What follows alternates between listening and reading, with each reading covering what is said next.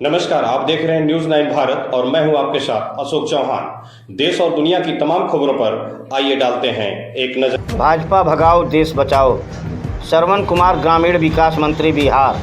आजमगढ़ जिला के रौनापार थाना क्षेत्र के रोहवार स्थित श्रीमती कृष्णा पटेल बालिका डिग्री कॉलेज के प्रांगण में सरदार सेना द्वारा लौह पुरुष सरदार वल्लभ भाई पटेल जयंती एवं जाति गणना व जनहित संकल्प सम्मेलन का आयोजन किया गया, जिसमें मुख्य अतिथि बिहार प्रदेश के ग्रामीण विकास मंत्री श्रवण कुमार ने कहा कि अगर आप लोग देश का हित चाहते हैं तो सन 2024 के चुनाव में भारतीय जनता पार्टी को जड़ से उखाड़ कर फेंक दीजिए, तभी इस देश का कल्याण होने वाला है। क्योंकि जितनी भ्रष्टाचार, महंगाई, अत्याचार 70 साल में नहीं हुआ, उससे कई गुना 8 साल में भाजपा सरकार ने कर दिखाया। देश की तमाम धरोहरों तथा संस्थाओं को गुजरातियों के हाथ में बेच रही है व गिरवी रखना चालू कर दिए। बस इसका एक ही मकसद है, धर्म के नाम पर जनता को लड़ाकर तथा किसी भी तरह से सत्ता को हत्या कर देश में बने रहना तथा दलितों, पिछड़ों और शोषित वर्ग को अपने अधीन रखना इसकी पूरी तरह से नीयत में समा गया है। यही नहीं चाहती कि दलितों और पिछड़ों का उत्थान हो। अगर यह चाहते तो जातिगत गणना कराने से कतराते नहीं। जब भी इनके सामने जातिगत गणना की बात कही जाती है, यह एक कान से सुनते तो हैं मगर दूसरे कान से निकाल देते हैं। इसी कड़ी में समाजवादी पार्टी के सगड़ी विधायक डॉक्टर एचएन सिंह पटेल ने कहा कि हम लोगों की जातिगत संख्या प्रतिदिन बढ़ रही है, लेकिन सरकार के चाटुकार सोशल मीडिया पर हम लोगों की तथा बैकवर्ड, दलित व शोषित वर्ग की जनसंख्या घटा कर दिखाते हैं और फॉरवर्ड की संख्या को बढ़ा कर दिखाते हैं, क्योंकि यह जानते हैं कि जिस दिन जातिगत गणना सामने आ जाएगी उस दिन यह सत्ता से बाहर हो जाएंगे और जनता एक हो जाएगी। इसी कड़ी में समाजवादी पार्टी के सदर विधायक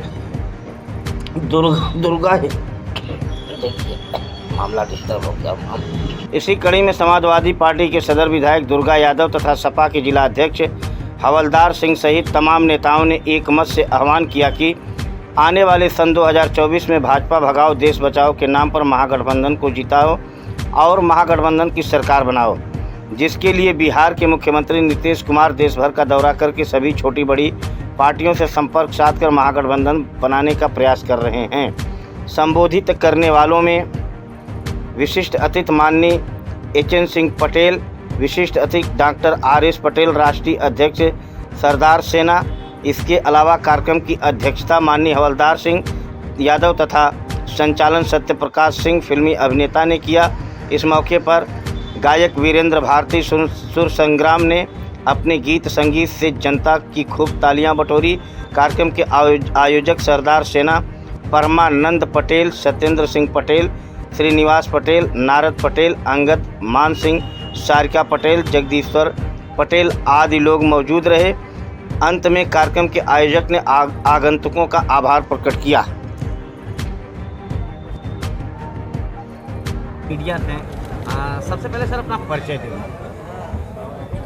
मेरा नाम श्रवण कुमार है। मैं ग्रामीण विकास मंत्री बिहार की सरकार में हैं और बिहार विधानसभा में सत्तारूढ़ दल के मुख्य सचेतक भी हैं। सर, ये जो सरदार सेना द्वारा आयोजित ये प्रोग्राम किया गया है, क्या आवश्यकता पड़ गई इसकी?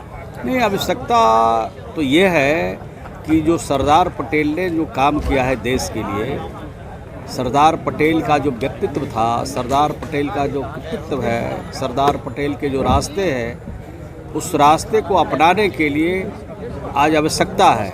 अगर देश के सामने कोई बड़ी चुनौती आती है तो सबके दिमाग में, मस्तिष्क में बात आती है कि सरदार पटेल अगर होते तो आज ये बड़ी चुनौती हमारे देश के सामने नहीं होती। मोदी जी भी तो पटेल जी को साथ लेके चल रहे हैं, उनके समाज को सत्ता में, उनके समाज के बल पे सत्ता में आए हैं। कहीं ना कहीं कुर्मी समाज के लोग मोदी जी का साथ दे रहे हैं, भाजपा का साथ दे रहे हैं। सर, इसके लिए क्या कहेंगे? नहीं, साथ तो ले ही लेते हैं। वो तो इतना आडंबर फैलाते हैं, इतना बड़ा जाल फैलाते हैं कि शिकारी आएगा, दाना डालेगा, उसमें फंसना नहीं, हर लोग बोलते हैं। लेकिन जब शिकारी आता है, दाना डालता है तो लोग फंस जाते हैं। तो जो उनका आडंबर है, उस आडंबर से कम लोग फंसें, इसके लिए इस तरह का कार्यक्रम है।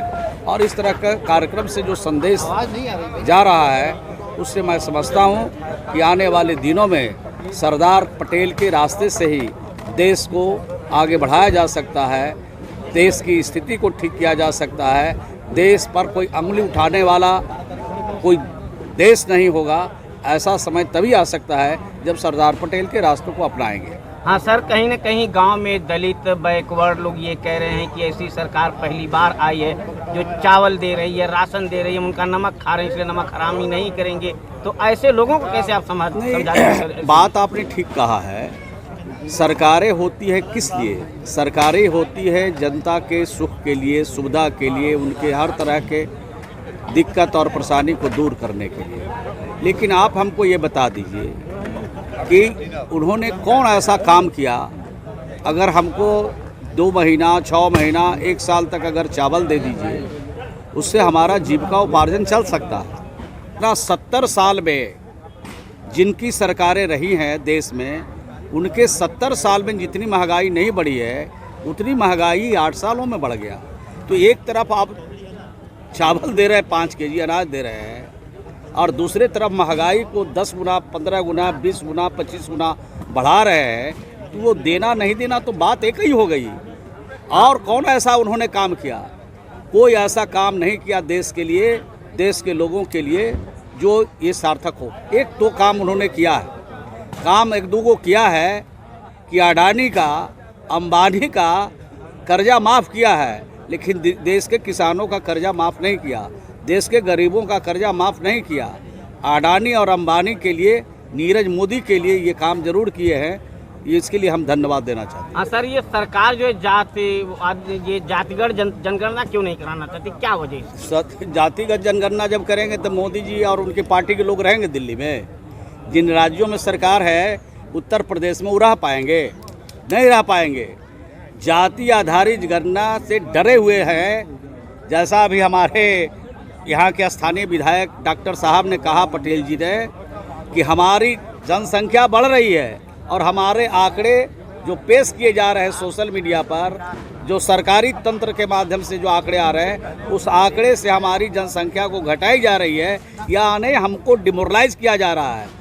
हमको डिमोरलाइज करके हमारी राजनीति में जो हिस्सेदारी होनी चाहिए, सामाजिक स्तर पर जो हमारी हिस्सेदारी होनी चाहिए, वो हमारा ख़त्म करना चाहती है सरकार। ये उनकी मंशा है और वो मंशा पूरा नहीं होने देंगे। हम लोगों ने बिहार में किया है, जाति आधारित जनगणना का काम शुरू किया है, और इसके लिए देश भर में हम लोग मांग उठाएंगे और सभी पॉलिटिकल पार्टी को हम लोग कहेंगे, कंपेल करेंगे कि ये मांग उठनी चाहिए और ये समस्या जो जाति आधारित जनगणना का है उसको भारत सरकार को कराना चाहिए। सर, जिस तरह से किसान विरोधी बिल को लेकर राकेश सिंह टिकैत जैसे लोग किसानों की लड़ाई में बिल के विरोध में धरना प्रदर्शन सालों साल चलाए, आखिर इन जन समस्याओं को लेकर ये लीडर लोग या किसान जैसे लोग के नेता लोग क्यों नहीं दिल्ली पे जंतर मंतर पे धरना प्रदर्शन? उसका उपाय हो रहा है। 2024 में भाजपा मुक्त भारत बनेगा, उसके लिए प्रयास चल रहा है। अब भारतीय जनता पार्टी छटपट में है और उनको छटपटाने से कुछ नहीं होगा। सभी देश भर के जो हमारे समाजवादी नेता लोग हैं और जो भाजपा मुक्त भारत चाहते हैं, सब लोगों की बैठकें हो रही है, बातचीत हो रही है। समय आने दीजिए। सिर्फ दिल्ली से इनको नहीं, बल्कि जितने राज्यों में इनके भाजपा की सरकारें हैं और जहाँ जहाँ चुनाव होगा वहाँ भाजपा आने वाली नहीं है। इसका एक्सरसाइज हो रहा है, इस पर काम चल रहा है और नीतीश कुमार जी खुद इसमें लगे हुए हैं, सभी नेताओं से बातचीत करके और उसका हल। देश बचाओ नहीं, हम लोग तो लग गए उसमें, अब तो ये काम शुरू कर दिया। एक मिशन है, हम लोग के सामने एक ही चुनौती है, उसका सिर्फ मुकाबला करना है। भाजपा भगाओ और महागठबंधन को लाओ। एक ही नारा के साथ हम लोग पूरे देश में गोलबंदी कर रहे हैं और गोलबंद होकर के 2024 में इनको हटाएंगे और महागठबंधन को दिल्ली में बैठाएंगे। और जो ये चावल जो बांट रहे हैं, ये नौटंकी जो कर रहे हैं कि 10 गुना, 20 गुना, 25 गुना महंगाई कर रहे हैं, अब 5 किलो चावल देकर उपकार कर रहे हैं। इनके उपकार की ज़रूरत नहीं है। ये संविधान खतरे में है। ये जो चुनौती है, इसका भी हम लोग मुकाबला करेंगे। तो इनको 2024 में गद्दी से जब उतारेंगे तब समझ में आएगा कि अडानी नहीं बचा सकता है, नीरज मोदी नहीं बचा सकता है, अंबानी नहीं बचा सकता है। बचा सकता है तो देश की जनता बचा सकती है और देश की जनता। अब चाहूँगा इजाज़त। नमस्कार।